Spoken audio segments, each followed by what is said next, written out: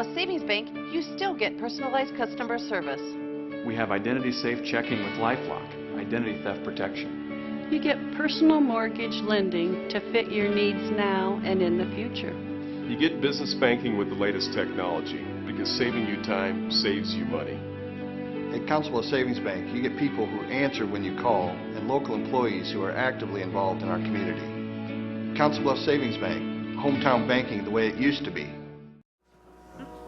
Okay, please stand and join us in the Pledge of Allegiance.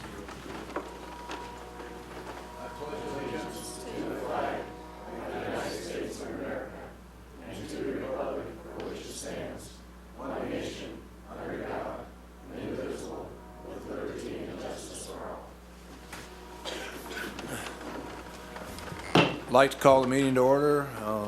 Let the record show that all council members are in attendance. First, we'll address the consent agenda. Is there a motion to approve the consent agenda? So moved. Second. Discussion? Would that include the amendment to the minutes that we discussed Yes. earlier? Thank you. Any other discussion? All those in favor signify by saying aye. Aye. Opposed, same sign. Tonight I have a proclamation designating January 15th as Mentoring Month. City of Council Bluffs, Iowa, Office of the Mayor proclamation. Whereas the goals of the National Mentoring Month are to raise awareness for mentoring, recruit individuals to mentor, encourage organizations to engage and integrate quality mentoring into their efforts. And whereas a mentor is a caring, consistent presence who devotes time to a young person to help that young person discover personal strength and achieve their potential through a structured and trusting relationship. And whereas quality mentoring encourages positive choices, promotes self-esteem, supports academic achievement, and introduces young people to new ideas. And whereas mentoring programs have shown to be effective in combating school violence and discipline problems, substance abuse, incarceration, and truancy. And whereas research shows that young people who may be at risk of not completing high school, but who had a mentor were 50% more likely to be enrolled in college, 81% more likely to report participating regularly in sports or extracurricular activities, more than twice as likely to say they held a leadership position in a club or on a sports team, and 78% more likely to volunteer regularly in their communities. And whereas youth development experts agree that mentoring is critical to social, emotional, and cognitive development of youth, helping them navigate a path to adulthood more successfully. Therefore, I, Matt Walsh, Mayor of the City of Council Bluffs, does hereby proclaim January 2015 as Mentoring Month in the City of Council Bluffs, Iowa, and encourage all residents to recognize the men and women who serve as staff and volunteers at quality mentoring programs who help our young people find their inner strength and reach their full potential. In witness whereof, I've affixed the official seal of the City of Council Bluffs, Iowa, to this 26th day of January in the year 2015.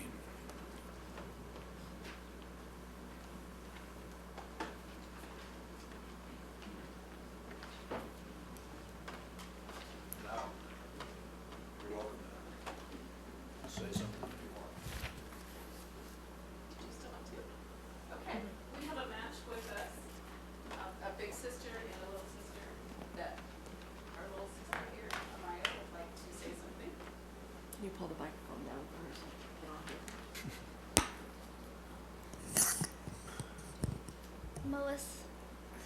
Melissa has been like a big inspiration to me.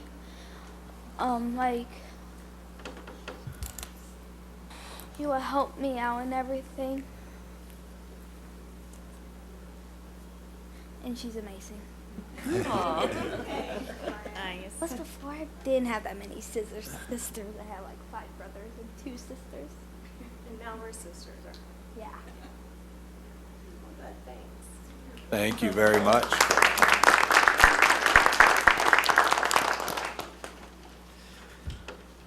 On behalf of Big Brothers Big Sisters, I just want to thank you for showing support here by this proclamation.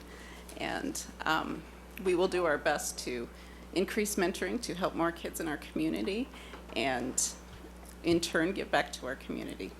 So thank you very much. Thank you so much for what you do. All right. Public hearings.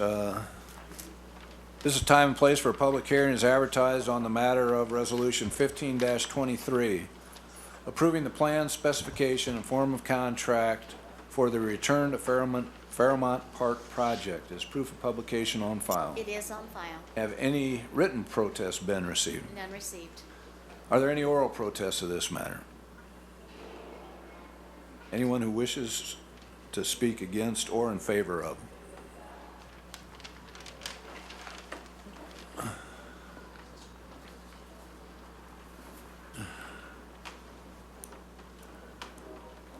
Don Angeroth, 10 Stubblefield Drive. Can you tell me a little bit more as to what exactly this is? Don, it's a addition to the old lodge. The lodge will be removed.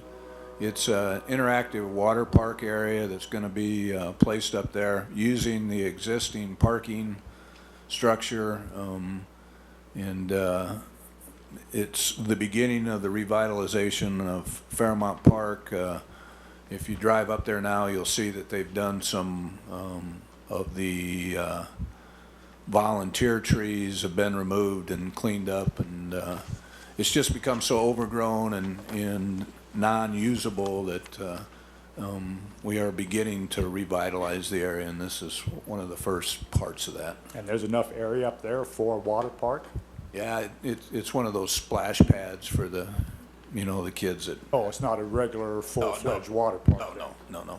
There were two very good newspaper articles detailing this. I don't know if you missed those. I missed them. Okay, so maybe they're online or something, but there's photos, everything. It's like spray down, spray up, Yeah. out of the. Oh, that kind of Yeah. stuff. Yeah. Okay, thank you. All right, thank you. Any, Bruce?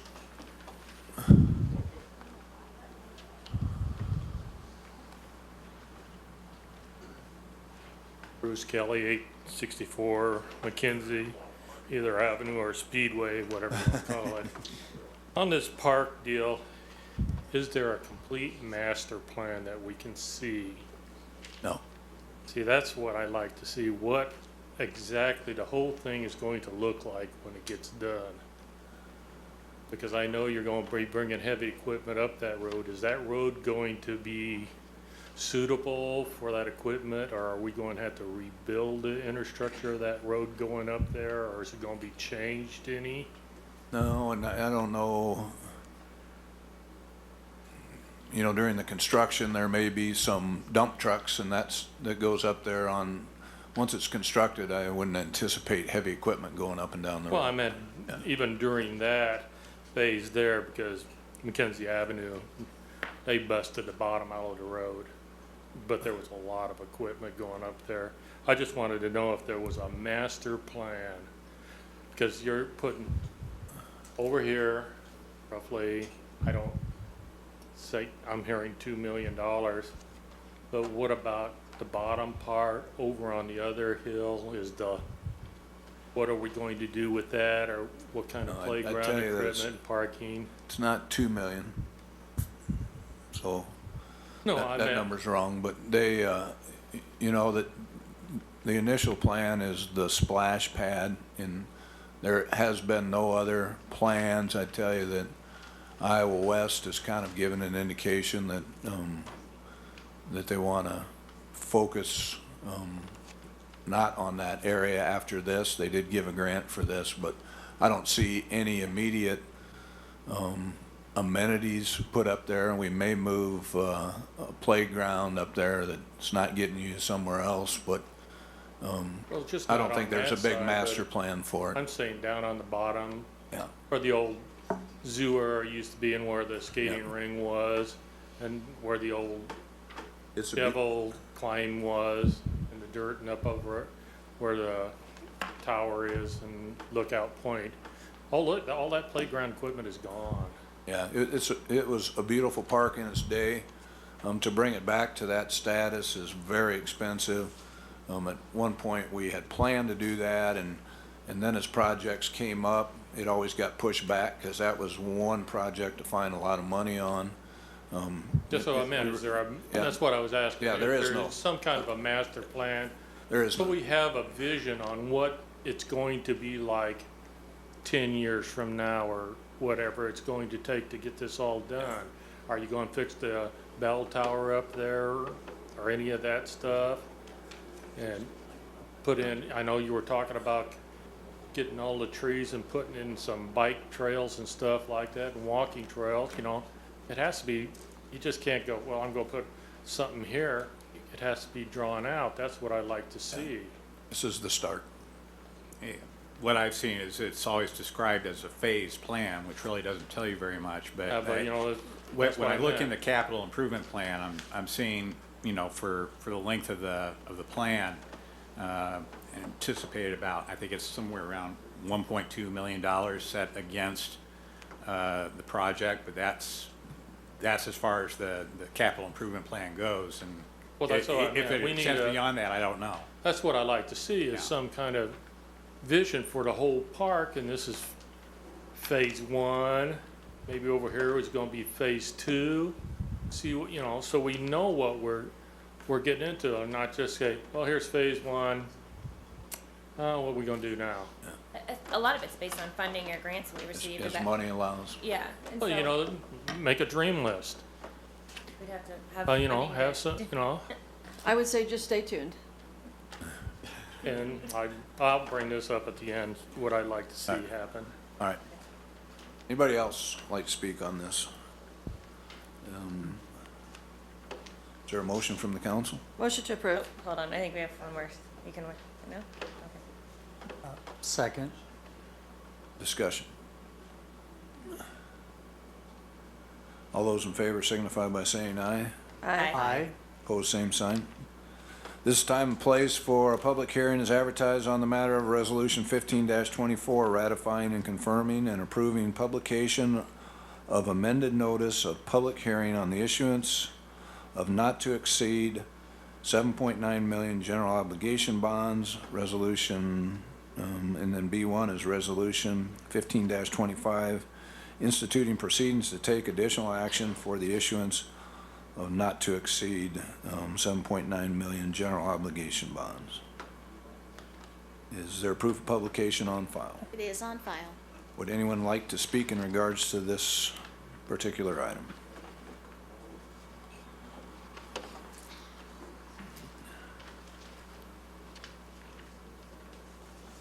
I'm Brad Richardson, 134 Sunny Ridge Drive. I guess my question for the council is, do we have detailed budgets from all the departments in regards to what this $7.9 million is going to be spent for? But we have a capital improvement plan that's a 5-year capital improvement plan. And there is some fluidity to it depending on what the projects are. Actually, we bonded a little earlier this time than normal, given the interest rate environment. We felt that there's potential that interest rates could go up, and so we wanted to capture the low interest rates. There are plenty of projects for that 7.9 million. Historically, how it'd been done is each department kind of made their decision in a vacuum. They got a certain amount of money, and there wasn't a lot of prioritization. The way we're doing things now is we're sitting down with department heads and formulating a plan and prioritizing projects that we think move the city forward. That has not been finalized yet, but there is, again, a 5-year plan, and a lot of the things that are allocated for this year will be included in that amount of money. Do we have a plan within the city? Each of these departments does get tax dollars on a regular basis that's not bonded. How are they allocating that money so that they're Operations. So that they're lessening the amount that we have to bond for as a city and keep borrowing cash? Our bonding has gone down it has incrementally. These are capital improvement projects which finance debt is an appropriate tool for capital projects. And the money that comes from tax dollars that's non-bonding goes to operational and capital items less than $5,000 that aren't in regular operating. So some very good questions, and what I would urge you to do is when the next capital improvement plan comes out, sit down with a magnifying glass and a nice, long, tall, cool drink and go through that, and you'll see that the annotations where the sources of financing are identified, and I'll break those down to include general obligation bonds. So if you look at that, you can predict then on the council agenda or on the council schedule when a lot of these things are going to come up for council action, or at least you have a clue as to what time frame it'll be. So I appreciate the good questions. It's something that I look for quite a bit because I ask the exact same questions that you were asking, and that's the best way to get out in front of this is to review that capital improvement plan. And I wasn't being facetious when I said that there's some fluidity to it, because just as we talked about Fairmount Park was in the capital improvement plan, I think, when I started on the council back in the mid-90s, and it was a large project, and other projects come up that get priority that sometimes we weren't anticipating. I think we have 2 projects in this capital improvement plan that weren't there last year but have moved up given the fact that they are part and parcel of a larger project that maybe takes priority. But once we identify the projects, each project then comes before this council and they vote on them. So it's not bonding and then no review. The council reviews them and looks at them, and so, but they are all capital projects, so it's not operating. Okay. And again, our bonding, our debt has gone down now, not hugely. If Art Hill were here, he could tell you, but it has reduced year after year, and so there's a strategy to start to wean ourselves down. We're about 37% of our debt capacity today. So. Okay, thanks. Any other questions? Is there a motion? Motion to approve both resolutions, 15, 24, and 25. Second. Any discussion? All those in favor signify by saying aye. Aye. Opposed, same sign. This is time and place for a public hearing as advertised on the matter of Resolution 15-24, instituting proceedings to take additional action for the issuance of not to exceed $400,000 in general obligation bonds. Is proof of publication on file? It is on file. Have any written protests been received? None received. Is there anyone who wishes to address the council on this matter? Resolution 1526. I'm sorry, did I say 25? 24. Oop. Correct that to Resolution 15-26. Sorry. No, thanks for. Any discussion?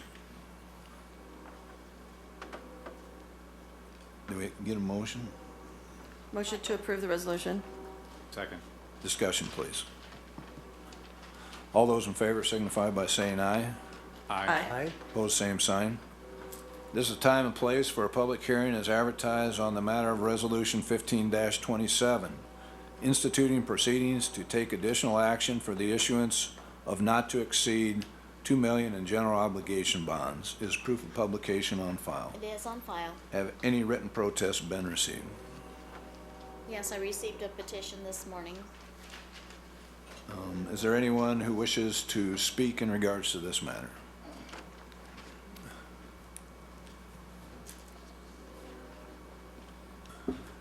My name's John Blue. I live at 3409 Avenue C in Councl Bluffs. I'm the one that got the petition going. Our concern down in the West End is that's for this Playland Park development. It was just, the taxes, we're taxed to death down there. All right. You know, most of the people I talk to, 90% of the people I talk to aren't real wild about the Playland Park project because they say it's not conducive to their neighborhood. So we have went out and got this going because it's, you know, another $2 million here. I'm sitting here looking already. We got $12 million roughly. No, that's not correct. It's Pretty close. no, it's not. No, I mean, I'm talking all together. No, and I'm saying it's not correct. Oh, okay. But anyway, Yeah. it's just, we're going to, don't. 7.6 million, John, and because of the different uses, it gets broken out here, and so Yeah. it's subcategories of the initial bond amount, which is 7.6 million. Well, I understand that part. But I don't I'm think just you do. saying, that's a You lot just- of bond yeah. money. You know, that we as taxpayers can be responsible for, because it, as it states in, I looked up this general issuance bond, and it says that the lender loans this money to you guys, or us, the city, we're all of us, and they loan it to you because of the fact that you can raise our taxes if you have to and make the obligation of that, right? That's correct. Okay. Well, we don't like that down there. All right. So here, John, here's the lesson I learned when I got into government. Cost of operations goes up every year. Yeah. And city primarily is salaries and equipment and utilities and petroleum. And so every year that goes up. Now there are two things you can do. What you're purporting to do is not grow the tax base and continue to tax the individuals on the existing tax base, which then makes us raise taxes every year on your property. And that's what you're purporting to do by not growing the tax base. Or you can grow the tax base, more people pay in, that won't eliminate your property taxes from going up, but it certainly will defer the amount that they go up.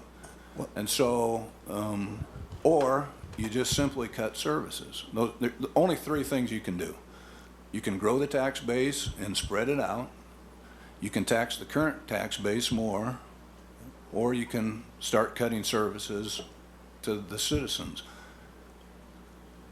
You and I differ on what the strategy should be. What? Your strategy is to keep the tax base the same, to kill economic development. And, you know, I guess It's not really the kill the same. What is going on? I mean, you see that project with the office there will building? be tens of millions of dollars of property tax value down there. Tens of millions of dollars that are already spoken for. Apartment houses that are spoken for. A office building that is spoken for, already ready to start construction. There's people going to move into that office building? Yes. Who? Do we have a commitment? We have a commitment from the Iowa West Foundation, and then there are tenants that the building's developer has talked to. It's going to be built. And so if nobody moves in, it doesn't matter because there's tax base there and the property owner will pay taxes. And that's how you repay the bonds, by growing the tax base, John. And it's a simple lesson. It's one that I think is really important because the alternative is to die on the vine. And that's what you're forcing us to do. And you take responsibility for that. I appreciate it. This is how the law works. You're doing what you can do, and wear that mantle going forward, because I know you have aspirations to be on the city council at some point. I know you have aspirations to be in the legislature. Your moniker now is the guy that killed all that economic development. Well, I don't. I do. That's my opinion. That's my personal opinion. Well, nothing's been killed at this point, and in fairness to Mr. Blue, I reviewed some of those petitions today, and I noticed that a good number of the signatures came from that neighborhood just immediately adjacent to Playland Park. So apparently there are a lot of folks down there in that neighborhood that agree with John. Didn't understand. I would think that those people didn't understand what a petition that said we want West Broadway done before we want Playland Park done. That is confusing to me.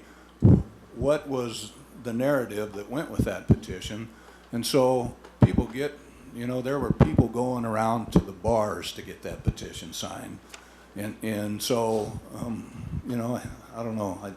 It just doesn't feel right to me how it was done, but it is what it is. Like I say, we live by the law, and that's the law, and I guess, like I say, John can wear that moniker. It's his now to wear. Well, I think, too, there's an interesting point here. And the interesting point on this is that for the playland development, there's a master developer in place. There are developers willing to build. They want to build there, and they're committed to build there. The West Broadway corridor, we are working on redeveloping, but there's a lot that plays into that. We don't have a ready, willing, and able developer willing to build and redo that right now. We don't have West Broadway reconstructed, which will have to happen to become attractive to a developer, and that falls on the state. So it's kind of like throwing out the baby with the bathwater. If we can't have what we want with the West Broadway development right this minute, then we don't want anything. And I guess I would say that if you talk to the developers, what they will tell you is developing that playland area will bring more people to that area, which makes the West Broadway corridor more attractive to a developer because they're looking for rooftops. That's what they need for retail. So, you know, it's kind of, they go hand in hand. We don't do the playland. It may be a long time before a developer is interested in developing on West Broadway. We've got more to do there. We have to get the road rebuilt. So that's what I question about the petition is, did they understand that when they signed it? Well, that's kind of the, just for purposes of protocol. We're in public hearing. Should the council be discussing? Yeah. Should we have a motion? Jeff, let's finish up the public hearing. I think you're right. My name is Jeff Jorgensen. I live at the 201 Shaley Circle here in Council Bluffs. I was asked by John Blue to get involved in this petition effort a couple weeks ago. So I went around and kind of took a survey of the residents that live in the west end of Council Bluffs and see if it was something I would actually want to get involved in. And I came up with the answer of yes, I did get involved. And I've got some reasons why, and I'm going to list them here for you folks here this evening. Some of the concerns that the west end residents of Council Bluffs have pertaining to the Playland Park project. This area is a flood zone. Why is the project being built in a flood zone? That's number one. Number two, this land was given to the city to be used as a park. Why is it that land now being sold to developers to the benefit of corporate interests? Number three, why is the city of Council Bluffs devoting financial resources to this project when there are other projects in need of funds that would better benefit residents living in the west end? Number four, why not wait for the interstate projects to be completed before moving forward with this particular project? And number five, which is the one that I got interested in and I totally agree with, why do 5 city council members, none of whom live in the west end, get to decide what development projects get priority in the west end? Why not let the west end residents decide which west end development projects get priority? All right, Jeff. Thank you. So, 5 questions. You went down there. If you were knowledgeable, you could answer them. Number one, not a flood zone. Why is it built there in a flood zone? It's not a flood zone. Mr. Mayor, I asked Number two. I asked for concerns. Yeah. If it's not a flood zone, then those people don't understand that. It's a bad PR then, because you need to get that information out there. It's bad PR, yes, I'd agree with you there, but it's PR by the people passing the petition. Why in a park? The park has been replaced. Iowa law does not allow people to designate it to be a park for life. Many years ago, we went down to that area to develop it because it's developable, because it's attractive, because it's close to downtown. We replaced that parkland with other parkland, totally within Iowa law. So that was the reason. It was given as a park. It was designated as a park. Under Iowa law, it does not have to remain a park. Better benefit people. I don't know what better benefit there is, Jeff, than lowering people's property tax. That's a pretty good benefit. And John told us right down there, we're taxed to death, help us out. We're trying to do that. The interstate construction is part and parcel of this, and it will be a full interchange, which makes it much more attractive, which is why it became developable, because it will be a full interchange from downtown Omaha and from Council Bluffs, which currently now is just from Omaha back and forth. So that makes it much more attractive. And then, you know, you can say all you want about the West End. My wife lived there for 42 years. I went to St. Albert's. We're from the East End and the West End, and I'm damn proud of the West End. And you can get up here. That was a low blow, I think, so thank you. Mr. Mayor, I'm not against development. Please understand this. This is the concerns that residents in that end of town. People in the West End voted for me, and the Yeah, people in the and West End voted for these people. Sir, I also voted for you. I'm not having any reservations about that. I'm just expressing the concerns that those folks have in that end of town. Yeah, and you're acting like that those concerns couldn't have been. Why not bring this up to a vote and let them decide? That's all I'm saying. That isn't how it works. But how it does work is you can get a referendum, you can get people to sign for the bond issue, and then we'll pay $40,000 to $50,000 for a vote, and that's how it works. And so, taxed to death, you don't like the taxes, now you're going to pay for a special election. So there you have it. Okay. There are two things I'd like to say. Well, I'm sorry, we're still in public hearing. Yes, we are. Forgive me. And am I excused? Yes.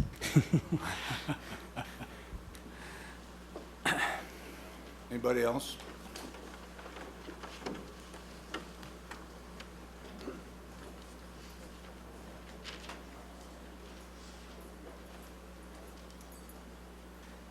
Leanne Hughes, 1420 North 21st Street, Council Bluffs. I live in the West End, and I want you guys to know I talk to each and every one of you, most of you. I don't talk to Al very much, but I'm proud of how you guys feel about what you guys are doing here. I'm proud of what I'm seeing in the meetings that we've had about what you guys are thinking about doing with the West End. And being that I talk to you guys on a regular basis, I know that what you guys are doing in Playland Park is the first phase of a big, huge redevelopment in this town that's going to make a huge difference in the West End, for the West End people. And I just want to tell you, I appreciate everything you guys do, and I'm very proud of you. Anybody else? Is there a motion? Motion to postpone the vote on this resolution until January 28th, 4 p.m. That also close the public hearing? Yes. There's a second. And so what the council's doing is, for those of you who don't know, the project had requested $2 million bond issue to put in the streets for the project that would then allow the development to go forward. In Iowa law, if it's for a non-essential corporate purpose, it is subject to a reverse referendum. We have received a petition that appears to be of enough signatures to call that reverse referendum. What that means is that if the city decides to go forward and use general obligation bonds, it will require a vote of the people. So a special election will have to be scheduled. It takes about 6 weeks, costs about $40,000 to $50,000. We would do that, and it just coincidentally happens that the city's bond council was scheduled to come in tomorrow. We want to sit down with the bond council, talk about our options, and then after we learn more tomorrow, we would have a council meeting on Wednesday at 4 o'clock, is that correct? To see what, after we get advice of council, how we proceed. So. You know, two things. The first is I have talked to people who have signed this, a few people who came to me and asked me what this was, and I hadn't heard of the petition, but they told me about it yesterday. They seemed perplexed because they seemed to think, 3 people that I talked to, they seemed to think that if by signing that taxes would either go down or that immediately the West Broadway street itself project would proceed forward right away, faster. And I was talking with them, and I'm afraid, you know, and many folks probably in good faith, but some perhaps not, snookered them. And the truth is that it's curious that tonight of the 7.9 million we're talking about, the mayor's completely right about this, it's about roads, it's about bridges, it's about things that, just like when you buy your house, you buy things that go up in value that you can't afford to buy this year. You're not buying a cruise on credit, you're buying your house. And for the city, that's like buying a street. And so what's being done here is it's curious, and unfortunately it's becoming a pattern, of the 7.9 million. Curiously enough, the only one that some folks are trying to stop is the West End. All the other projects for the rest part of town, nobody apparently thought to be against those, and they were much higher. And they were for parks. We're not talking roads. So the arguments that are being said don't match what's being done. And so for the folks, the other folks, other than, I'm sure there are more than 3 that I spoke with who were snookered, please know that if this goes to a vote of the people, you're going to pay $40,000 for an election if it goes through, or right now, if we just decide not to do it, all the rest of the town's going to get their continued improvements. And this council, which is more than any other council in the past, I think, as far, and certainly in numbers, has put more towards the west end of our community than any other. So, and everyone in the West End votes for 1 mayor and 5 council members. We're not like some cities where you only get to vote for 1 representative. You get to vote for all 5 of us. And based on the number of folks who vote in those precincts, a lot of people do vote. And I want those folks to know that, that 2 million, it doesn't go through. Well, then I guess the message then to us is, let's stop doing things for the West End, because apparently people don't want it. I don't believe that. I believe I was elected to represent the whole town, not just one part of it. And the West End is as important as anybody else. And I'm appalled at this behavior. And, final point, there's been some talk about a vote of the people.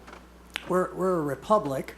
We have a Republican form of government. That means we elect our representatives. That word means something that apparently some people who profess it have forgotten what it means. You elect people, it's for the West End, and it'd be a shame if people have been snookered into believing it's not. Shame on the people doing that. It's just unbelievable to take away from people something that's in their interest by not telling them the truth. I think my first question is snookered. Is that a technical term, Nate? Pool term. It's a pool term. Well, I agree with Councilman Watson in the fact that all 5 of us are up here representing the city as a whole, not just one area. And to the mayor's point, we have 3 simple options.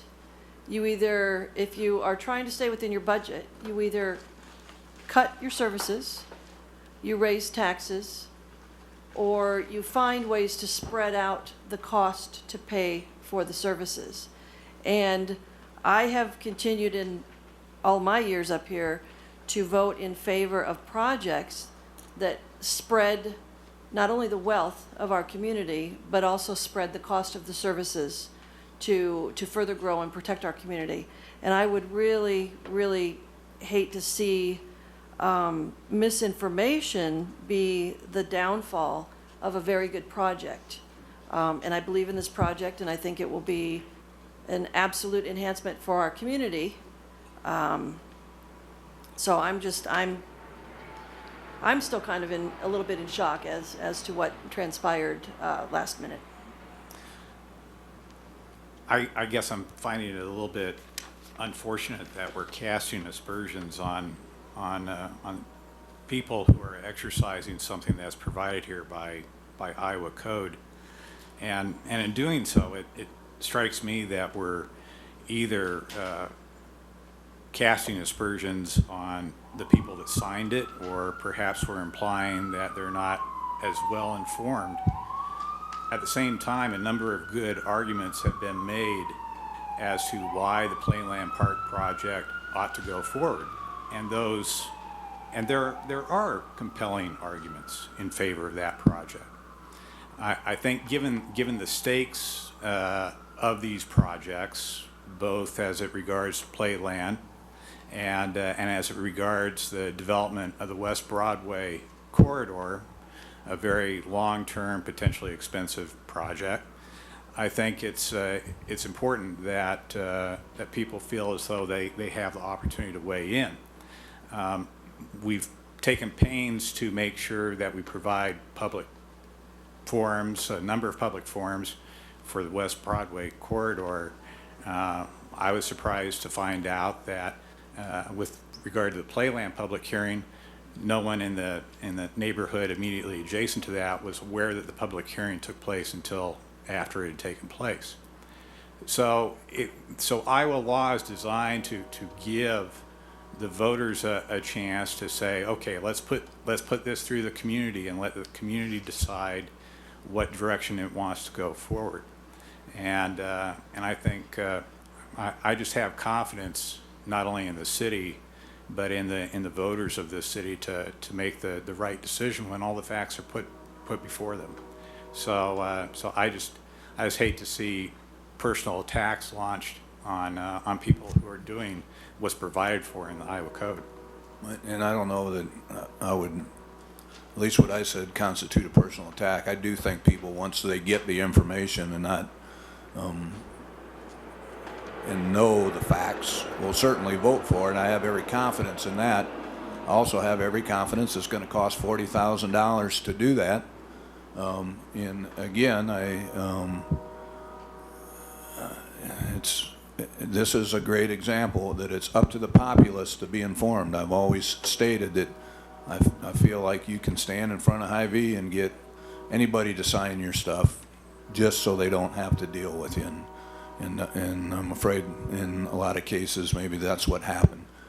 Brian, we closed the public hearing, but at the end of the meeting you're more than welcome to address the council. So. Can I make one more comment on this? We don't operate in a dark tunnel without letting the public know what we're doing. Every agenda is published online, posted, made public. We can't sit here at City Hall and pick up the phone and call people, hey, this is on the agenda, you might want to, check this out.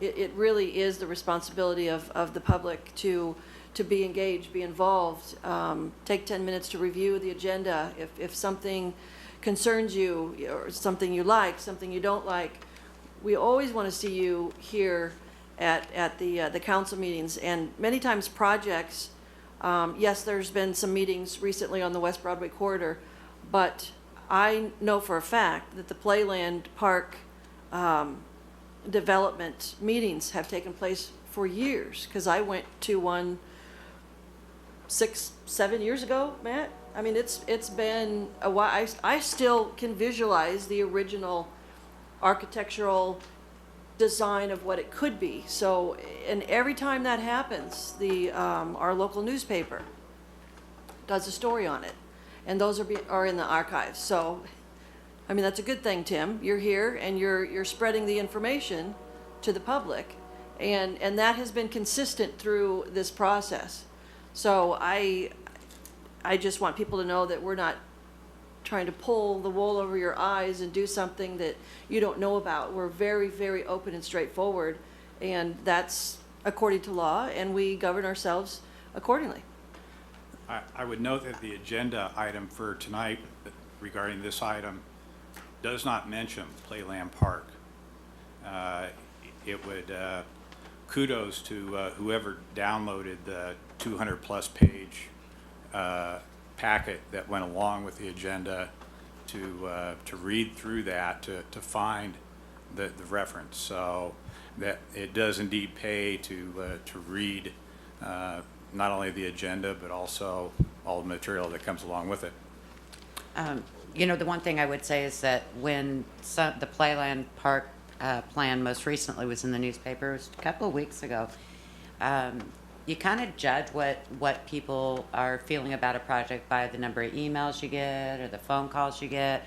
I also watched the Nonpareil's Facebook page to see what people are posting there. I have not received one email on this project. I haven't received one phone call on this project, and to the best of my memory, the posts were encouraging. People were happy on the Nonpareil's Facebook comments. There may have been one or two negatives, so I don't want to say for sure, but there wasn't anything terrible. People weren't just outraged or anything. So I guess maybe that's why the petition came as such a surprise, is that you would think that there would have been some emails or phone calls or concerns brought forward about this project moving forward. So I just, you know, if you have those concerns, please email us. Please, you know, make some comments so that we know that there's some discontent with a plan that's in place. At the public hearing that we had, I think 2 people got up and spoke against it. I remember 2 definitely, but a lot of others got up and spoke in favor of it. So The husband and wife that got up and spoke. Made the front page of the business section of the World Herald. People in Omaha said you're really changing your image, and unfortunately I think maybe we took a step back today. And I'll just say briefly on that from Sharon's, I actually did get emails about this project. Actually 2 of them were people inquiring when we would have more information about the apartment units available. Because they wanted to move in? Yeah, because they wanted to move in. So I thought that was actually quite encouraging and exciting. And we are having Don come and speak to our Impact CB group in March for Eggs and Issues at the request of several of our members, because they wanted to know more about the project, because they actually were quite excited about the project. So I'm getting a lot of positive feedback on it. So again, I think that's a really good sign that people have noticed and not only want to move there, but want to hear more about what's going on. I do want to mention as well that I believe I have a pretty good read on the neighborhoods, including in the West End. I helped start all of the ones that exist there, and have talked to them regularly, even before being in this chair, but definitely now, and they're very much pro-growth. That's the constant thing I hear from them. They want growth in our city. They want growth in their part of the city.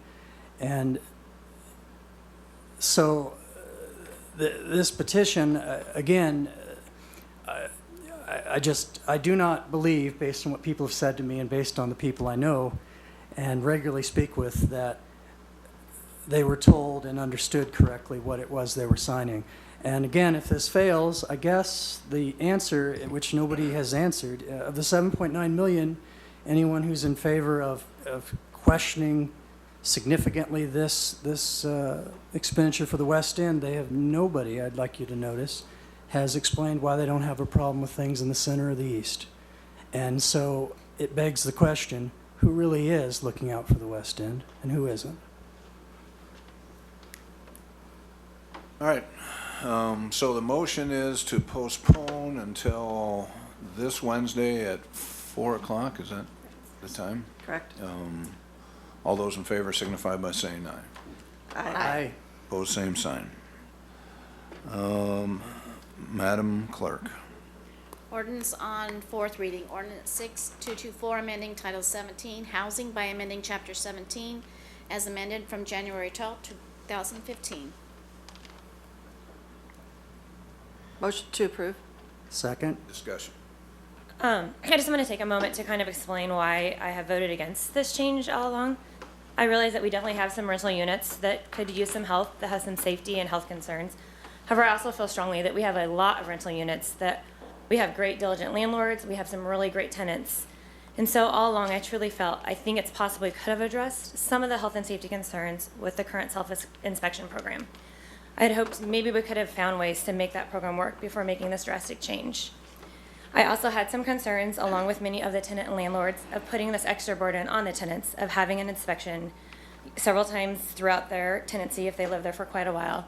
So because of this, I am voting against, which I've said all along.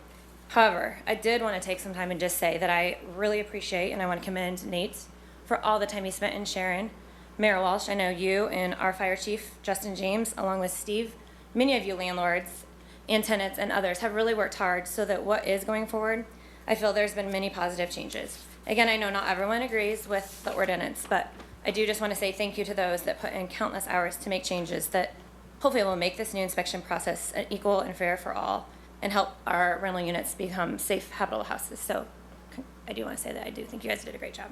Thank you, Melissa. I appreciate it. I would echo not only the comments from Councilwoman Head about the amount of work and good faith that has been put in to the drafting of this ordinance.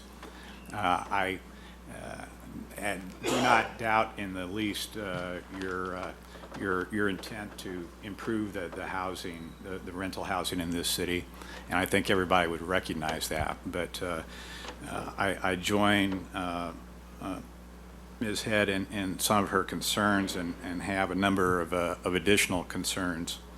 But the greatest of my concerns in all this is the impact of this ordinance and that it will have upon the most financially vulnerable in our city.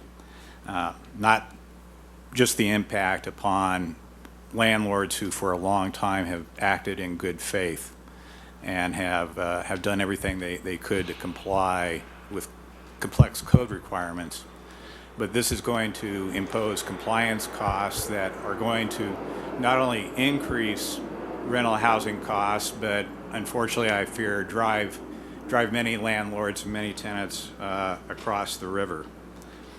To me, we are not serving the public well if we are not considering the rental housing market and the needs of our community as it relates to what the city of Omaha is ready and willing to provide. And as we speak, they're in the process of reviewing and revamping their rental inspection system. In large part, those revisions are intended to address an overreach by their city inspectors. And I might add that they have an inspection program that is much based on our current program it's a complaint-based program, not an active program. So we are rapidly entering a stage where we are becoming less competitive and less friendly than is the city of Omaha. And in so doing, we're really doing a disservice to the people that need that low-income housing the very most. For those reasons, I think that this is a well-intentioned but a wrong-headed thing to do. And as the council knows, and many may not yet be aware, there's already been a lawsuit launched concerning the current inspection program, and we have received correspondence that raises a number of issues with regard to the new ordinance that suggests to me that the city is about to be headed down on a very long, protracted, expensive legal battle that will be a disservice to the taxpayers and to the citizens of Council Bluffs in the future. And so, again, I cannot support this ordinance, and I think that we could do better to meet with officials over in Omaha and our local landlord community to try and find a solution that's going to fit everybody's interests better than this current ordinance. I don't get a vote, but I do get a voice because I got a microphone in front of me. What is happening, just so people are clear, in the city of Omaha, what is happening is that what the Landlords Association here suggested that we do is that we enforce our laws against the bad landlords and leave the good landlords alone. And what has happened in Omaha is that the city of Omaha was doing that, and so they are redoing their ordinance so that it's more uniformly applied and more fairly applied and not targeting specific people. Now, I'm getting some head shakes, but that's been suggested multiple times, is why don't you go after the bad landlords and leave the good landlords away? I have sympathy for that argument. It makes sense. That's the unfortunate thing about law. Why do we have all these laws when most people don't break them? It's because some people do. Some people are morally corrupt, and the only way to deal with them is to have a law that's uniformly and fairly enforced. And so that's what the city of Omaha's facing, not that they've overreached and been too zealous in their enforcement. They've been targeting people, and the Landlords Association says that's not fair to target people you think are the bad landlords.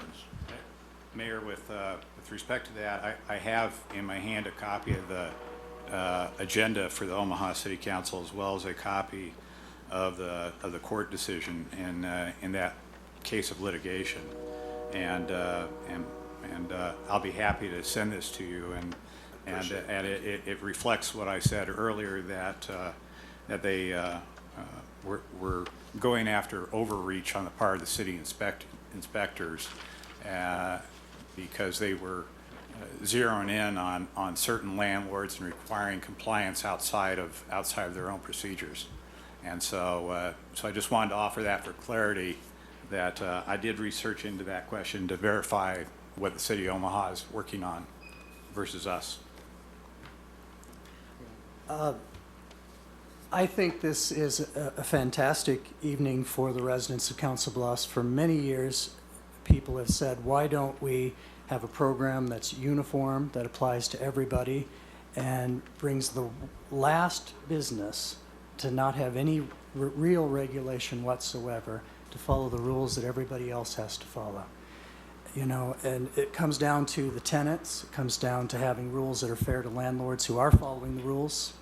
It comes down to the folks living next door. It comes down to the taxpayers who have to pay for the health and the police and the fire in bad environments that aren't following the law.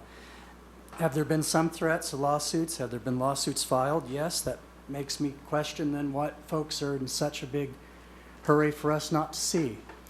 And in talking to a lot of folks and going to visit a lot of people, the vast majority of our landlords are good, but there are some who are not. And people are getting taken advantage of, who don't have a voice, who don't have money, who don't have means. And though the law says you can't retaliate against somebody for making a lawful complaint, we all know how things work in the real world when you don't have options. And so this is looking after people, and I'm very proud to be here on behalf of people who don't have a voice.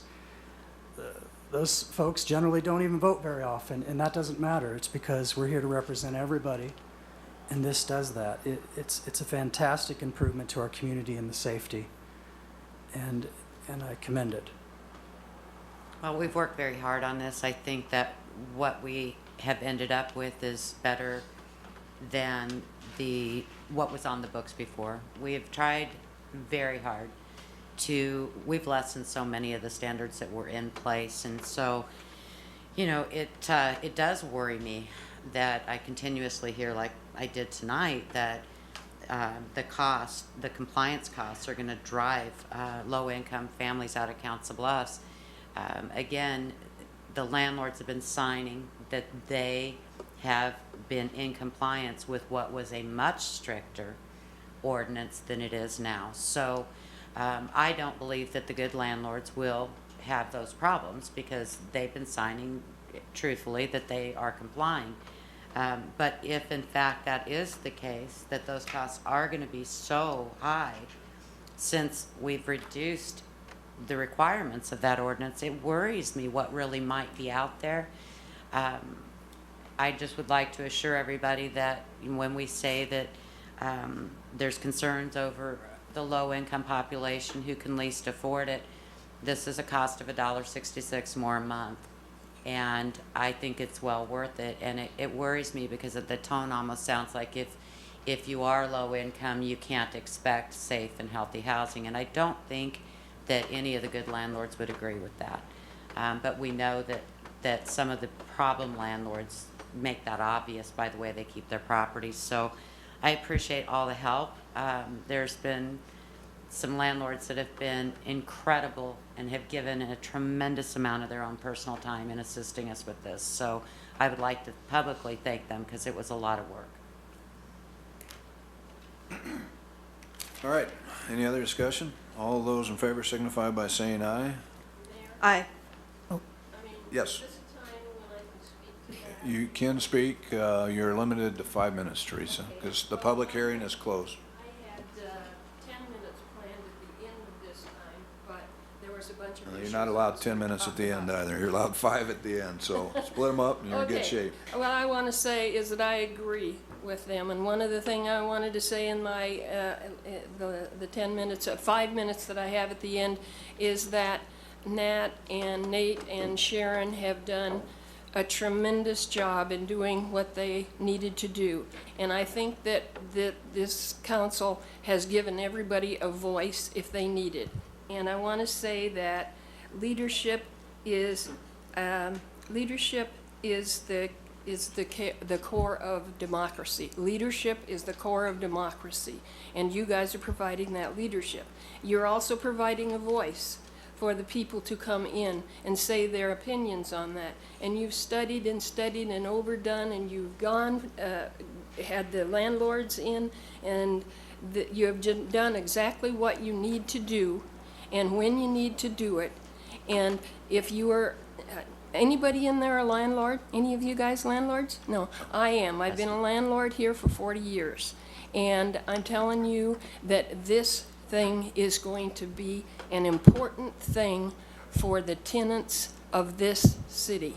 And it's important for them to have exactly what Sharon said. However she said it, it was exactly right. These tenants have a right to have a safe and livable environment. And yes, there's lots of good landlords.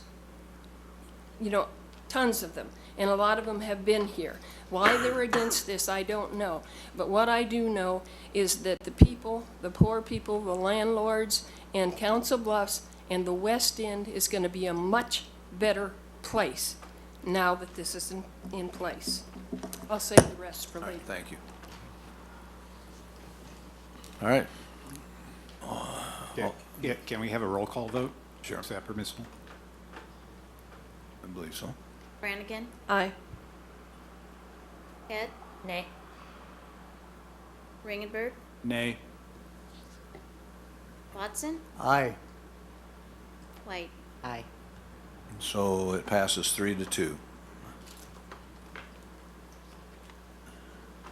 Ordinances on first reading. Ordinance 6225, amending the zoning map as adopted by reference in section 15.02.040 by rezoning the north 66 feet of lots 13 and 14 and all of lots 1 through 8 inclusive and all of lots 19 through 28 inclusive and the vacated alleys adjoining said lots, all in block 93, Railroad Edition, and the east half of vacated 20th Street right-of-way abutting block 93 between the south row line of 28th Avenue and the north row line of relocated 29th Avenue, all in Railroad Edition, from R3 low-density multifamily residential district to C2 commercial district as defined in chapter 15.15 and setting a public hearing for February 9, 2015 at 7 p.m. Motion per Planning Commission's recommendation. Second. Discussion. All those in favor signify by saying aye. Aye. Opposed, same sign. Ordinance 6226, amending the zoning map as adopted by reference in section 15.02.040 by rezoning the property located at 5675 McPherson Avenue, being Lot 1 and the west part of Lot 2, Auditor Subdivision of the southeast quarter of section 27-75-43 from A2 Parks, Estates, and Agricultural District to C2 Commercial District as defined in Chapter 15.15 and setting a public hearing for February 9, 2015 at 7 p.m. Motion to move the ordinance and set public hearing for February 9th. Second. Discussion. All those in favor signify by saying aye. Aye. Opposed, same sign. Resolutions, Resolution 15-28, directing advertisement for sale of $9,810,000, dollar amount subject to change, general obligation bond series 2015, and approving electronic bidding procedures and official statement. Motion to approve. Is there a second? Second. Discussion. All those in favor signify by saying aye. Aye. Opposed, same sign. Resolution 15-29, amending the approved planned commercial development plan for the Marketplace subdivision relative to signage. Motion to approve. Is there a second? Second. Discussion. All those in favor signify by saying aye. Aye. Opposed, same sign. Resolution 15-30, authorizing the mayor and city clerk to execute Iowa Department of Transportation agreements in connection with Iowa's Clean Air Attainment Program Project FY 15-20A and FY 15-20B. Motion to approve. Second. Discussion. Just so folks, I had gotten one question about it. We had fortunately received, the Public Works Department had put in for 2 grants with the state, hoping we'd get at least one, and we got both. And one of them is a longstanding complaint, I suppose, of on East and West Canesville, between North Avenue there at Kern, all the way up to the viaduct. The current lights are timed. They're not based on real life conditions, and this will correct that. They'll now actually work on real life conditions on what is supposed to be the main through route through the city, as opposed to the West and East Broadway through the 100 block area. And the other thing is it realigns the intersection at East Canesville and East Broadway. Currently there are those 2 left turn lanes. It's going to realign. The road now only has really 1 lane once you get out of the intersection, and it'll be realigned with 1 lane, and you'll be able to go right on red. There are a lot of people, myself included, who get stopped at that red because you can't go left in Iowa on a red. So that's going to be fixed. It's going to increase traffic on both our main routes through town, and I appreciate the mayor putting that through the state with his support, and it was fantastic. We got both of them. And there's a little bit of a city match to this, and just to tell you how much advanced planning goes in on some of these things. The Public Works Department had programmed various similar types of improvements as part of the capital improvement plan. So now we're able to leverage those types of funds in the capital improvement plan, provide the match, and the entire project goes forward. So this is part of the complexity that goes not only into the grant making, but also the budgetary process, and ends up working out for everybody. Additional discussion? All those in favor signify by saying aye. Aye. Aye. Opposed, same sign.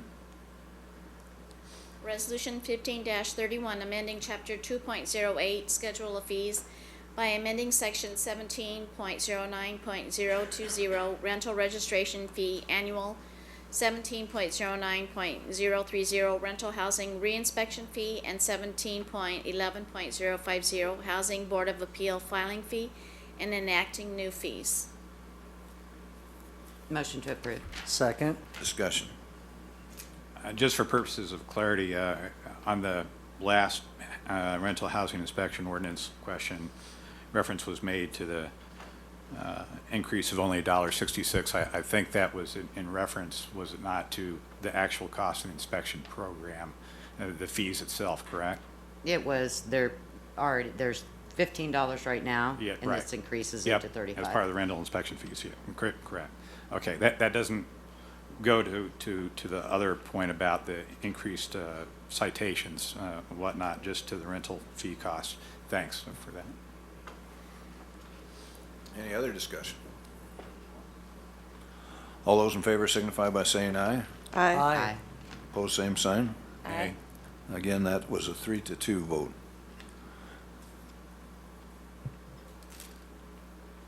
Resolution 15-32, authorizing the mayor to execute a loan agreement on behalf of the city of Council Bluffs with the Council Bluffs Airport Authority. Motion to approve. Second. Any discussion? All those in favor signify by saying aye. Aye. Opposed, same sign. Resolution 15-33, authorizing the city clerk to certify to the county treasurer the 2015 garbage, water, and sewer liens. Motion to approve. Second. Discussion. Oh, Don was probably disappointed this afternoon that I didn't bring it up, but just, this is my soapbox. Here we are again, $250,000 in unpaid fees. And I really wish people would, I understand money's tight, but you are receiving water, and it would be nice if you would pay for it. And please pay on time. Thank you. Must be being heard, because the number actually is down this time. So. Excellent. Any further discussion? All those in favor signify by saying aye. Aye. Aye. Opposed, same sign. Resolution 14-34, confirming the appointment of John Finnegan in the position of Director of Human Resources with the City of Council Bluffs and approving the wage and benefit package offered to him. Motion to approve. Second. Discussion. All those in favor signify by saying aye. Aye. Opposed, same sign. Applications for permits and cancellations 9A, 1, 2, 3, 4, and 6. I have a question before that on H. We didn't handle that during consent agenda. Don't we Oh, need to I'm postpone sorry. that? I'm sorry, skip that one. Back to Resolution 15-35, approving and authorizing execution of a memorandum of understanding between the City of Council Bluffs and Clarity Development Company. Motion to postpone till February 9th. Second. And there's a quizzical look in the back row with a representative from Clarity, so can you explain what the... We don't have a lot of information on this, and I wish you would have been here this afternoon, that perhaps we could have gotten some of our questions answered so that we could actually take action. So what we're doing tonight is we're postponing it for 2 weeks in the hopes that in these next 2 weeks a better exchange of information can take place, and so that we can make a more fully educated decision on how we vote. They talked a little bit about the resume. They didn't see any Google history for Clarity. I clarified that Clarity wasn't the probably not the contractor involved, but and so they wanted a little more detail, I guess, on the project, and would hope that you would come back. Maybe we'll get you on the study session on February 9th and allow you to present. So in concept, I don't think there was an understanding of the intent, but they wanted a little more information. So.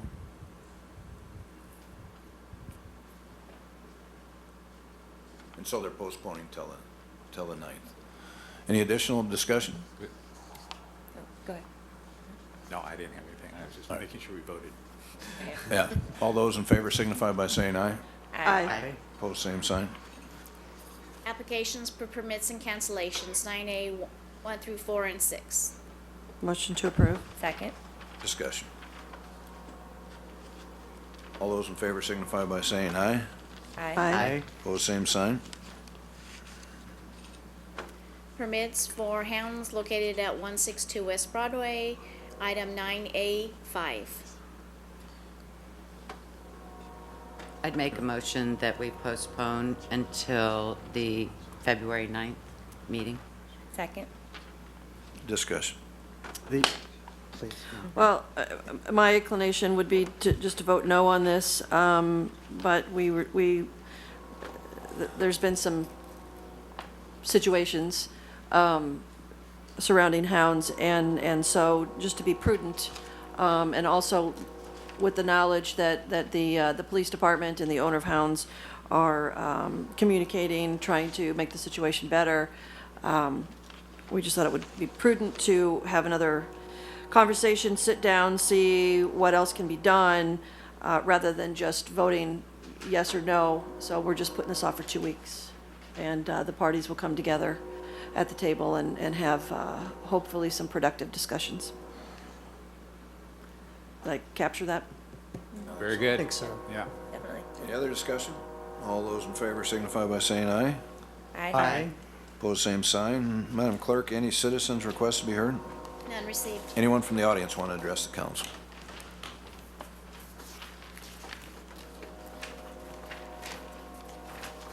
Name and address for the record, please, Don. Don Angroth, 10 Stubblefield Drive. I just want to clarify a couple things that were covered here tonight.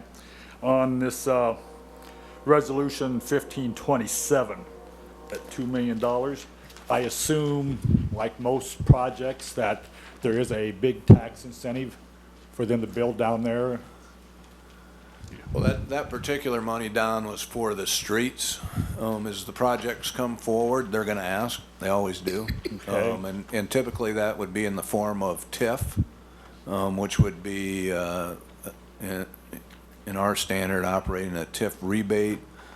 And so they would ask for some concession where we would rebate the taxes they pay as an economic development incentive. We haven't got to that point yet.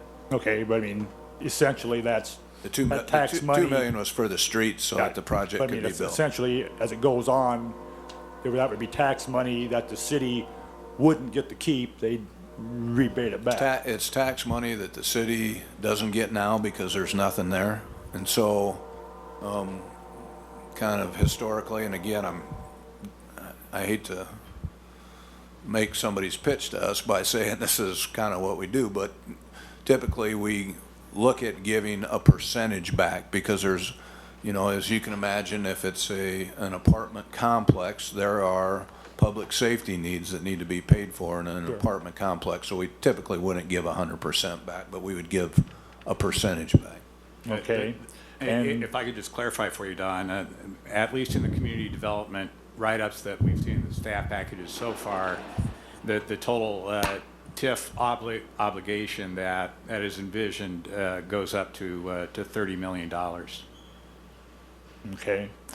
And then also here in this resolution 1535, I assume that there's you already mentioned about a $3 million tax incentive on that one. We've postponed that for 2 weeks. I understand. I'm just trying to Which one, Don? see. That's the one that we That's the one that we don't have information on. So I we realize postponed that. I realize that. We can't answer your question because we don't have. Plus, there is a $3 million Okay. rebate of taxes. Okay, but what you mentioned during the study station. I just want to clarify that. Now, as a landlord, and honestly, I think the city ought to thank your good landlords a lot more than what you do. If we got any incentives like that tax-wise, if you just even let us keep our taxes for 1 year, and we signed a contract that we would spend every penny of that to improve our properties, you get way more than what you bargained for on stuff. I mean, we have, every time we do any little improvement, the city's down there within 5 minutes, and it gets assessed, and we pay more taxes on it. You know, I'd like to have you, I know this isn't the topic for right now, but we need to start thinking along some of those lines, because you give everybody else these tax incentives, and it's our tax money that you're giving to these people that are actually... It's not your tax money. It's their tax money that they get rebated back to them. Councilman Ringenberg has been a champion of that idea since he got on the council, not only for landlords but for homeowners. My concern, and I've told him this, and I think we need a greater suite of benefits. And the reason I say that, if you've got a residential home, and TIF is based on the incremental increase in taxable value. And so if you go in and put in a $10,000 kitchen and improve the kitchen, in theory it maybe only increases your taxable value by $1,000 or $2,000. And so you really don't get a huge amount of benefit for what you have to put into the project. Not true. Well, we can argue that, but it won't get dollar for dollar. I don't think we can argue that. Dollar for dollar that you put in doesn't go onto your property tax. No, I wasn't in. And so I think we need more than just a TIF for a small residential. And I don't know what that looks like. I wish I did. You know, Al's talked about Des Moines, and what Des Moines done is they give 10 years of no property taxes for improvements, but that's for new construction too, and that's in a competitive response to West Des Moines and Clive and all that. So, you know, I think it's an idea that has validity. I think it's an idea that we ought to talk about doing. And I think the thing that bothers us is that you're helping our competitors, and you're not helping the background. Iowa, and that's one of the problems. And honestly, one of my good supporters was Dot Capel, who was a longtime apartment owner in Councl Bluffs, and we didn't have apartments. No new apartment construction had started since like 1978 or something when I came on the council, and so we gave a 3-year abatement. And Dot said, "Thanks, Matt, for helping my competition." It's a valid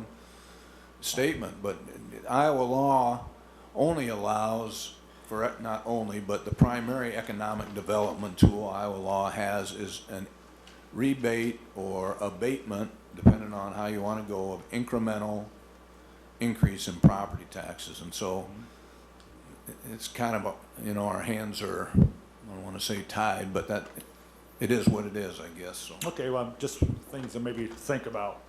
Going back to 8D. Just there you made a reference to the Housing Appeals Board. From what I understand on the Housing Appeals Board, that you have one landlord representative. For the number of landlords we have in town, I think that should be raised to at least 3 landlords along with the other engineers and stuff, so that if anybody does have an appeal, they at least have a chance to be heard. Oh, in the schedule fees. Yeah, you just made a reference to the Housing Appeal Board. I'm asking you to change the makeup of the appeal board to give landlords a little more representation. Well, there are 5 other people and 1 landlord, is that correct? Or? Well, there's one neighborhood person who is the vast majority of people who live next door. So if we increase one, we're going to end up having to increase the other, and we're going to have a board of 25, and we all know how well those work. Yes, but the people that are going to possibly go before the appeals board is probably not going to be the people next door. It's going to be the landlord. It won't be, because there's only one of them on there, just like the landlords. So it seems fair to me, with the greatest respect. Well, compared with the other 4 people that Well, they're all professionals. Union people. Well, landlords are professionals too. Well, I don't know. It doesn't. I don't think it's a negative. They're union. I just don't see how that matters. But they're experts in their trades. That's why they're there as a professional. I understand that. If you're going to get Which judged, is why a landlord's there as a professional landlord. Yeah, yeah. But you talk to a plumber, you talk to an electrician, they're boom, boom, boom sticklers right down the line. This is what it reads, so this is what it is. So you go and appeal something, its chances of winning are probably 0. Well, I have great respect for the trades, and so that the original proposal from staff was the true cost of holding these appeals is roughly the same cost. Well, it's the same cost as what we charge currently for an appeal of a zoning issue, which is the other side of the same coin, really, if you're talking about property. And that's 5 times the fee that landlords see under this. And the original proposal that was presented to us would have raised this fee, appealing from an inspection, to the same cost everyone else in town pays for zoning, which all at once would have been a 5-fold, a 500% increase from 50 to 250. And so that we didn't raise it 1 cent. We kept it at 50. I just had one additional little point I want to make real quick here. I received a notice for a health code violation here on Friday because one of my tenants had a car with an expired license plate on it. Now, if they had the license plate number, why couldn't they run the plate, find out who it was, and send a letter to them? Why should I get a threatening letter of going to court and fines up to $1,000 when it's not my car sitting there? It's on your property. It's on my property. So you guys take the easy way out and say, oh, well, we'll just sock the landlord. The landlord's got to be mother, father, aunt, and uncle to these tenants. Well, it's not fair. It's what Al Ringenberg referred to the other day as significant refuge. If it's a junk car. But this isn't a junk car. It's not registered. And that's how we define a junk car, is if the car can look junky and have a current tag on it. In this case, I went and talked to the tenant. It's her daughter's car. Her daughter's in Europe on some school thing. She had the tags inside the house. She just brought them out and stuck them on. I think all she has to do then is call the city. I've already done that. Yeah. But I'm saying, you're making the landlord responsible for every aspect of these people's lives. Nothing we did with right. this ordinance, though, changed. I know that. I'm not talking about the ordinance. I'm just talking about we need to look at other laws, other ordinances, and maybe put some responsibility where it lies. Which I think they did. We I tried. mean, they put Yes, four. that Backlash on that too, and trying to make the tenants responsible. That was a real double-edged sword for us, because I totally agree with you, and I agree on the tags too. I really do believe that letter should have gone to the tenant. Yeah. But when we put it in there, then several landlords sent letters to their tenants saying we were going to throw them in jail if they didn't comply with this stuff. So it is kind of a double-edged sword, but I certainly agree with you that there are other areas within the laws that we do need to look at as far as holding tenants and people responsible for their own actions. And so Well, true, I but can't. That's why argue. I shouldn't be threatened with court or fine. Well, and currently that's the law, and that at no point has been brought up as a concern until you brought it up tonight, and I'd be I open brought to it up looking at our at that. meeting the other day about the cars and stuff, and we had our ad hoc last committee meeting. That was And all if- part of it. It's your property, and it's, if it's not titled, that's how we determine whether or not it's a junk vehicle. But see, if they would have ran the plates, they We would can't. have seen that the tags had already been paid for. You just had can't to put them on. You can't run plates, but for a legal reason like law enforcement, we can't just run plates because we want to or for a civil reason, as I understand it. Okay. If you want to give us the power to use the criminal law in the civil context, I don't think you do, and I certainly wouldn't support that. Okay. Okay, thanks for your time. Brian, I think you were up I next think up. the lady was going to speak. John? Or- Oh, she was, oh. Well, I'd rather be last.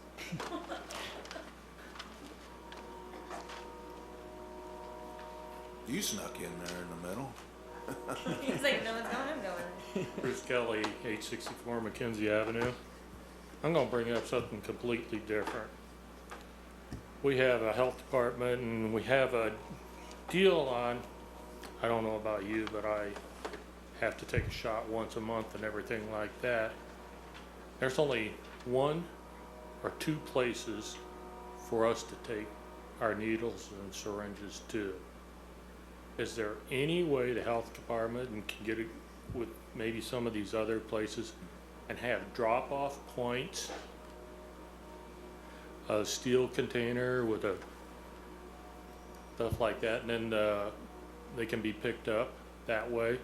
I think there's only the health department, you can bring them in here. I think there's one drugstore. Not all the drugstores or hospitals will take needles or syringes. I'm sending myself an email right now, so. And I thought that I'll was, get you an answer. because I called up once before, and the only one that would take them is down there at Dick's Place, you know, Dick's Place down at the Ogden Place and down here at the city. And I think there should be multiple area where, I don't know, maybe they're like a mailbox or a lockbox area with a deal where they can bring them. I mean, we have people that are dropping them left and right, and 90% of them are going in the trash. Right. And we don't want them in the Perfect. trash. I just sent Don Gross, or Don Dirk's email. Okay. Yeah. My other deal is I mentioned to Matt, That program is actually paid for by a grant from the Dodge Trust each year. The health department can only do that because they get a grant money from the Dodge Trust.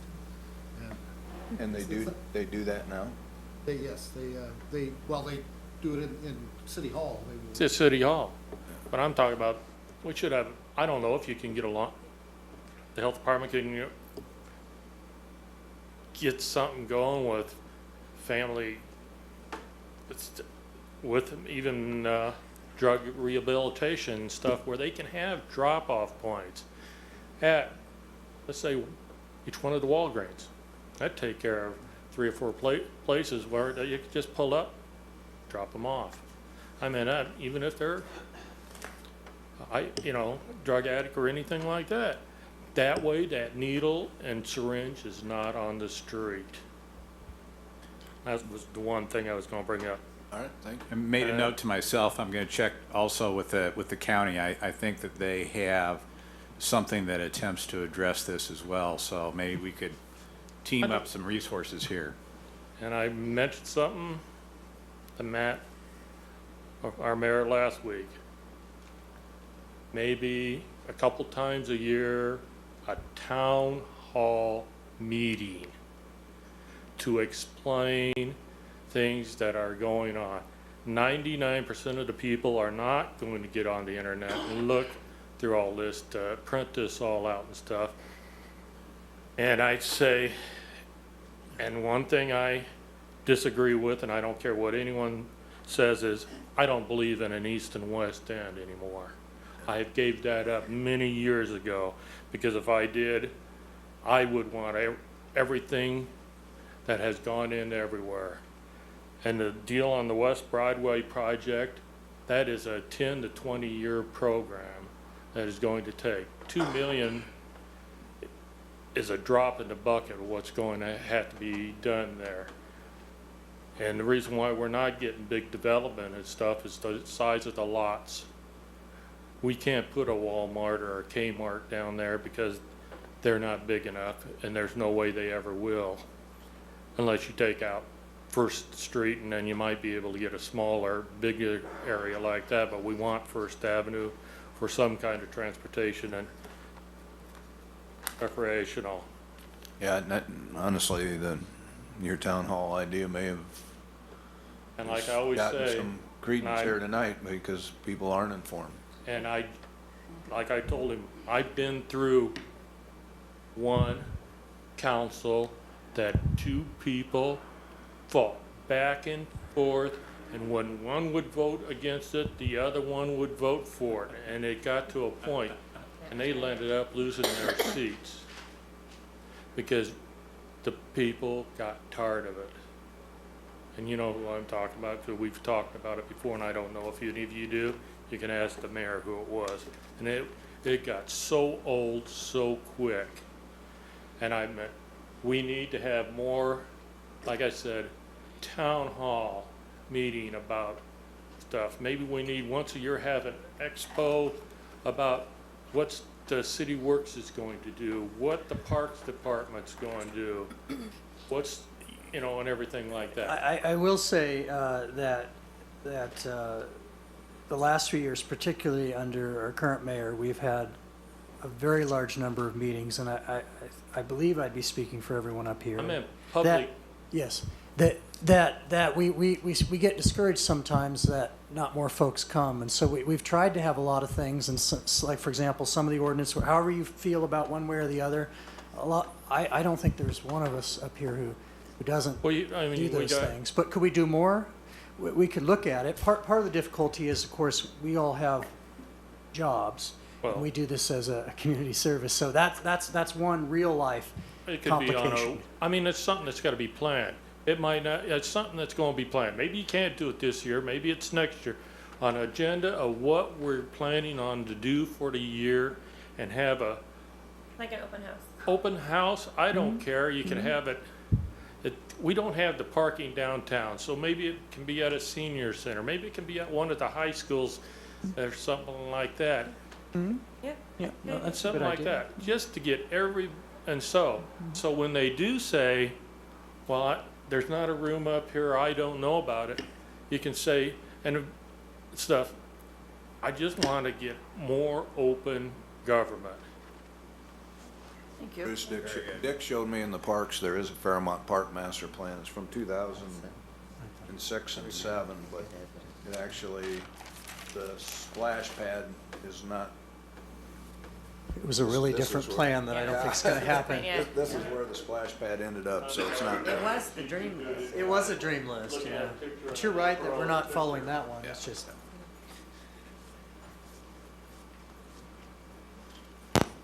Hi there, my name is Brian Jackholder. I live at 18338 Heron Lane East, out north of town. And a couple weeks ago, I was approached by John to help circulate this petition. And, you know, I did this as a service to the community to help him out. And the Constitution of the United States and the state of Iowa both include the right to petition our government. And they also include freedom of speech. So I take exception to what Mr. Watson said, that somehow I may have snookered somebody. I accumulated about 67 signatures myself, face to face, and I explained the language of the petition and how it would work to everyone. I handed them my card. The word snooker, I had to look it up because it's not something that I use every day, but looks like it was first used in 1925. And some synonyms are to con, to dupe, to fool, to hoax, to mislead, to deceive, to succor, to take in.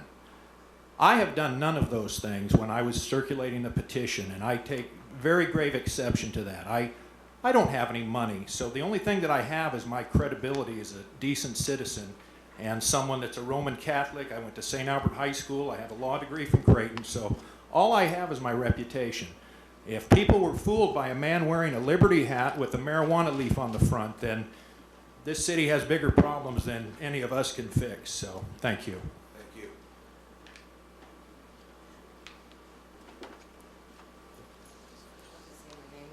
Yes, you do. Leanne Hughes, 1420 North 21st. You pull it down, Leanne, 'cause we can't hear you. Perfect. Again, I just want to reiterate that I'm really proud of you guys, and I just want to say that it would be a good idea to have public hearings. The problem would be, would you get anybody to come? I will be the first one to admit, and you all know that a couple years ago, I didn't know anything about what was going on with the city of Council Bluffs. And I decided I was going to get involved, and I decided I was going to start volunteering and figure out what is going on with each one of you guys, what's going on in our city, what projects are coming up. And I've learned a great deal, and I've learned to have a great deal of respect for all of you. And I know you all want to go home, so I'm trying to make this quick, but I just want to say, if more people would get involved, all I ever hear is, what am I going to be able to do? Well, I am living proof that one person can do a lot in one town, and if each person takes a little bit of responsibility, comes out to the hearings, figures out what's going on in the city, instead of standing behind and signing a petition, coming here, finding out what's going on, figuring out what the whole truth is of the projects and everything, we might get somewhere. Thanks. Thanks, John, Teresa wants to go last. She told me so. I'll just be quick because I really wasn't planning on speaking. Surprise, Name and address, surprise. please, Sean. Okay, so Name and address. what was that? Name and address. Oh, I forgot. Yeah, Sean Lake, 17401 Dandy Lane. Okay, so you passed the ordinance that I was totally against. I have to accept that now. But what Don was speaking about with the tax incentive, I hadn't even thought about. I'm just telling you, as a landlord, when I purchase a home, it's because I like it and I think it's cute and I like the neighborhood and I want to improve it. And usually it has been owner occupied and not in good shape. That's how we can afford them. And then we fix them up. So I would be very, very excited about that. Because our houses, when we buy them, we get them ready inside. We have to get them rented right away. So inside is first, and then we get to the outside as the money comes together. So I would love to start working on my exteriors. And I know there was a program, and I won't do it justice, so I'll just refer you to Habitat for Humanity. But they have a program for landlords that would help defray some of those improvement costs. And so does the Housing And it's Trust. very underused, very underused. Is Yeah, that right? both I of think them. there's a couple of different programs because I had asked along with the curb grants. Sean. And I think we probably should make that information, I think, more That'd be available great. because it would be great to be able to see somebody do that we know what. I'll it be is. happy to send you all what I've sent previously regarding Iowa Code Section 404. And I believe that the tax abatement goes up, I think, to about $80,000 worth of improvement on a single residence. So that would be a significant shot in the arm. Doesn't cost the city anything. Does it count towards any, I have a Victorian house that has multi-units in that I would really like to dig into. Or is it only single family? No, I don't believe it only applies to single family. And not only, I think would this be a big benefit to you, I think it'd be a big benefit to the neighbors surrounding those properties and to these neighborhoods. And once you get the ball rolling, it builds up some momentum, and others find out about the program. And I think we could do a lot of good in our neighborhoods. Oh, yes. Yeah. Yep.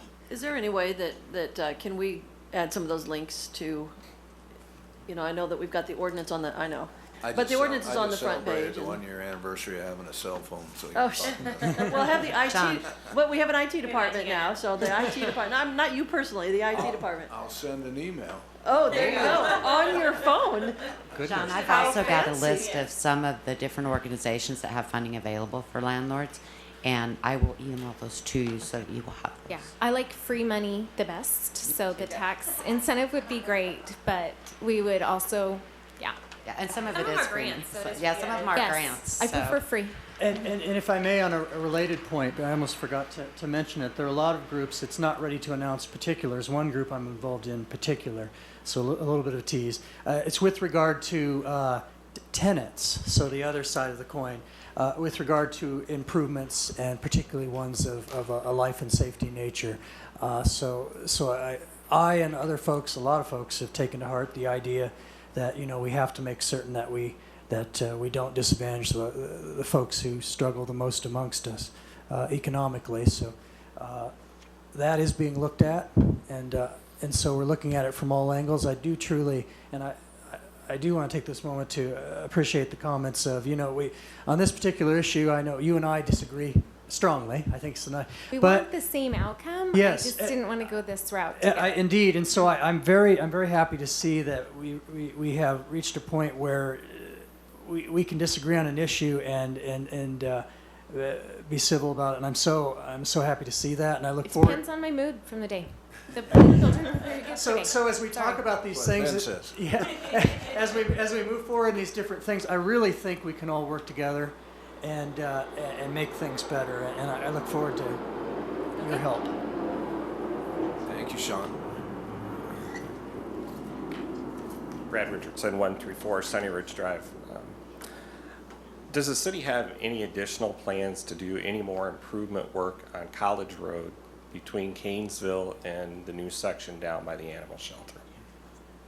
The roadway is in absolutely horrible condition.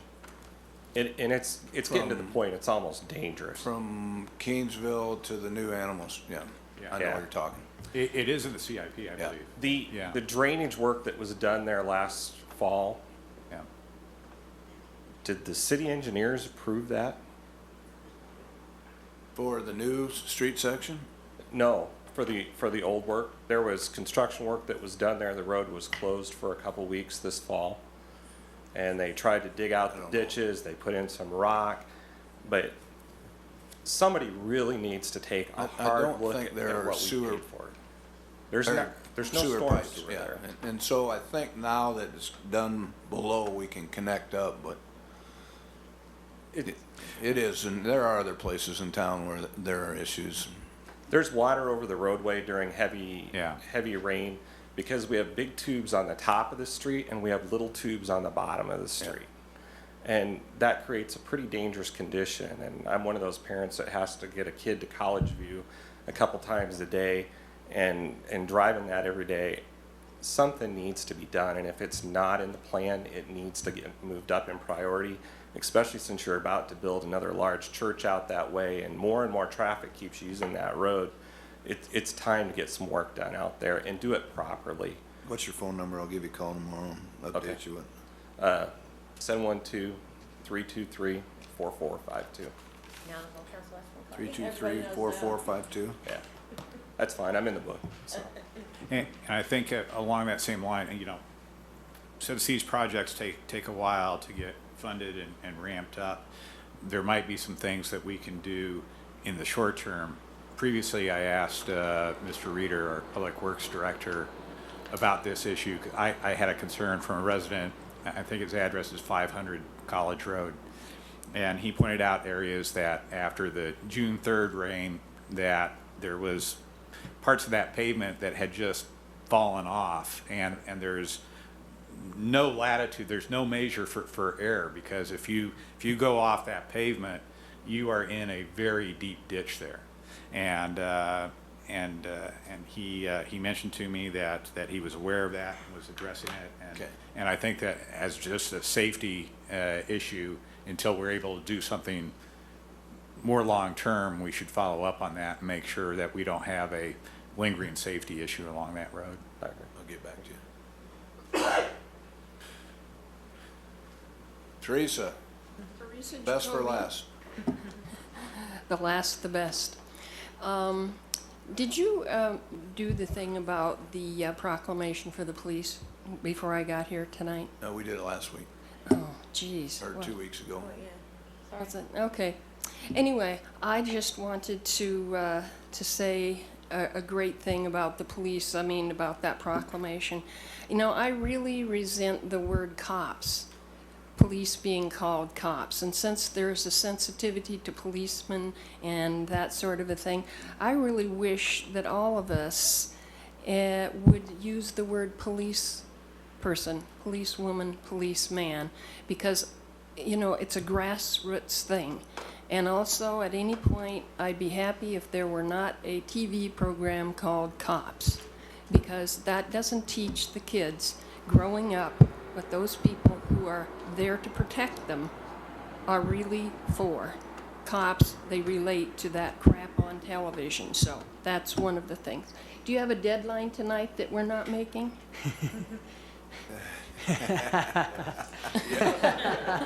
Well, I'm last. The other thing is, when you look at me, and I agree with just about everything everybody said here today, because it's a voice to the people, and they can watch TV. Matt, I know you've had a TV more than a year, so everybody else had too. So they have an opportunity to watch this, and I hope that they do. I want to say one thing about myself personally. I have muscular dystrophy, and my head goes like this. That doesn't mean I'm saying no or don't agree. That's why I had to retire. Dr. Fernandez said, now I know, Teresa, you're not oppositional, defiant, and negative, but why does your head go like that all the time? You know? So, so I'm not saying no. But the other thing that I wanted to say besides about the police is about that I am delighted that the rental property thing is the way it is. Because yes, there's some working out, but I think that the city, the West End, the East End, all of Council Bluffs has furthered the development of this community 10 years by what you have done and started. And it's not over, and it's going to change, and there are all sorts of good ideas from the good landlords and the people here that need to be doing. But at least we got a start. And I'm 40 years a landlord, and I got so sick of it, I sold it all. So I'm not a landlord anymore, and now I'm beginning to wonder whether I did it a little too soon, because I really think it's going to change in the West End.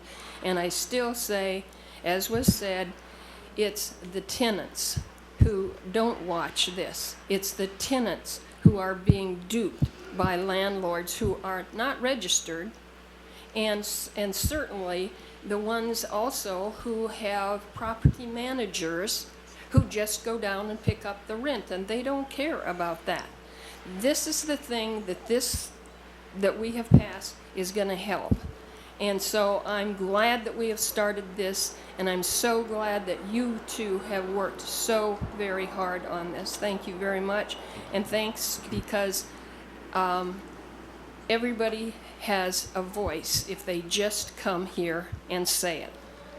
10 minutes or no. Thank you, Teresa. Anyone from the council?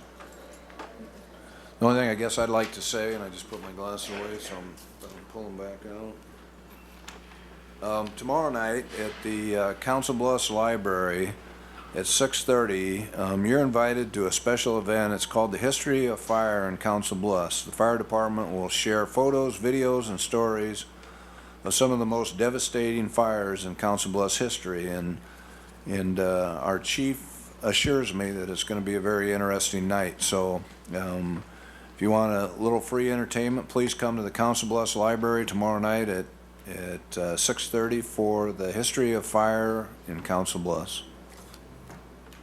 And we're adjourned. At Council Plus Savings Bank, you still get personalized customer service. We have identity-safe checking with LifeLock, identity theft protection. You get personal mortgage lending to fit your needs now and in the future. You get business banking with the latest technology because saving you time saves you money. At Councl Savings Bank, you get people who answer when you call and local employees who are actively involved in our community. Councl Savings Bank, hometown banking the way it used to be.